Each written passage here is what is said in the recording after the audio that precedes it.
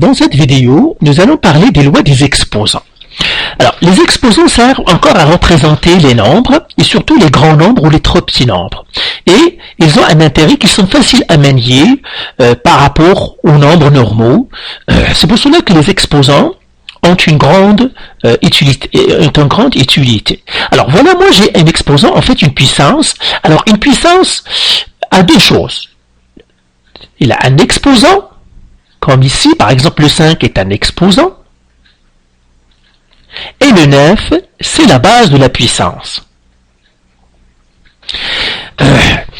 La première loi que nous allons voir, c'est quand on multiplie deux puissances qui ont la même base. Alors, par exemple, disons que j'ai 9 à la 5, que je multiplie par 9 à la 10.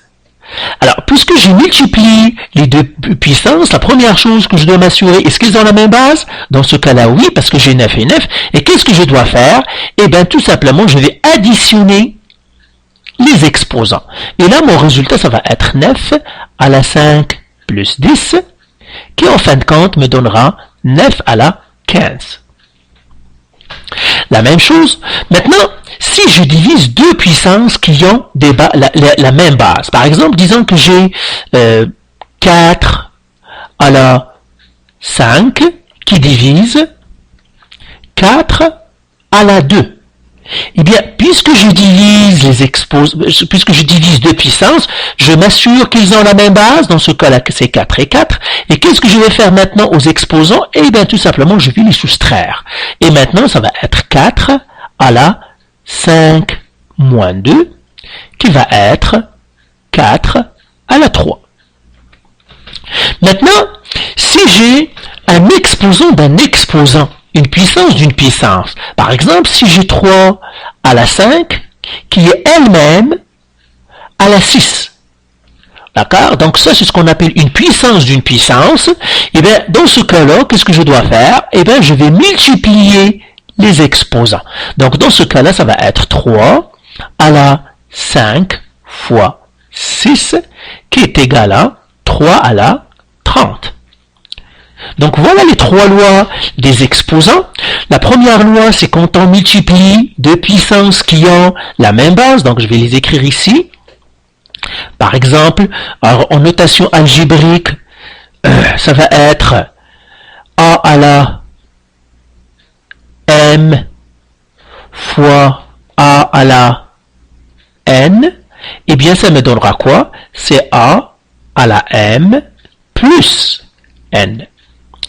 La même chose, la deuxième loi, c'est quand j'ai A à la M qui divise A à la N. Eh bien, celle-là, ça va être A à la M moins N. Ça, c'est la deuxième loi. La troisième loi, c'est quand j'ai une puissance d'une puissance, c'est-à-dire j'ai A à la M qui est elle-même à la N, eh bien, ça va me donner A à la M fois N. Donc voilà, ça ce sont les lois des exposants. Il faut bien les maîtriser. Il faut s'assurer que, surtout pour les deux lois, que j'ai la même base avant de les additionner, parce que sinon, ça ne fonctionne pas.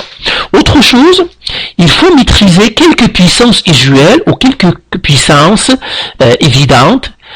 Alors, il faut se rappeler de ces puissances-là parce que ça va être très utile dans les calculs et même dans l'examen. Par exemple, G4, c'est toujours 2 à la 2. 8, c'est 2 à la 3. 16, c'est 2 à la 4. 32, c'est 2 à la 5. 64, c'est 2 à la 6. 9, c'est 3 à la 2. 27, c'est 3 à la 3. 16, c'est 4 à la 2. 25, c'est 5 à la 2. 36, c'est 6 à la 2. 49, c'est 7 à la 2.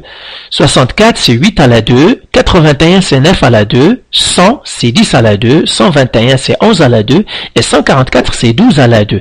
Donc, dès que vous voyez ces nombres, dès que je vois par exemple 32, ça doit venir à mon esprit. 32, c'est 2 à la 5. Je vois 64, oh, c'est 2 à la 6. Je vois 27, c'est 3 à la 3. Donc, il faut maîtriser ces nombres et leur conversion et leur équivalent en exposant, parce que c'est très très utile dans beaucoup de cas et dans beaucoup d'exercices. Donc maîtriser ces nombres-là. Et voilà.